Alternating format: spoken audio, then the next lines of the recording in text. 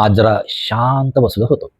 मनात एकदम विचार आला, की एवढं मोठं घर आहे, पण झोपायला जागा फक्त 6x4 चीच लागते. बँकेत पैसे आहेत, पण जेवायला 2 ते 3 वेळा लागतं.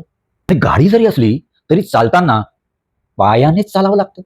फिरायला जायला इच्छा होते, पण पैसे खर्चच करू शकत नाही. मंडळी सगळे फिरायला जातात. इच्छा असूनही घरातून पाय बाहेर पडत नाही. रात्रीची झोप शांत लागत नाही. सकाळी उठल्यावर बेचैन. जर रात्रीची झोप लागली तर समजायचं की तुमचा सारखा श्रीमंत माणूस कोणी नाही. सकाळी उठल्यानंतर लहान मुलं जसं स्मित हास्य करून उठतात, त्याच्यासारखं सुख दुसरं कुठलं नाही. मित्र, नातेवाईक यांच्याशी जर आपण संवाद साधत असू ना, तर आपल्यासारखा सुखी दुसरा कोणीच नाही. हे जे माझ्या बाबतीत घडतं, हे तुमच्या बाबतीत देखील घडतं का? कमेंट्स करून मला नक्की सांगा. मी सुरेश अजय. माझी व्हिडिओ लाईक करा, शेअर करा, सबस्क्राईब करायला अजिबात विसरू नका.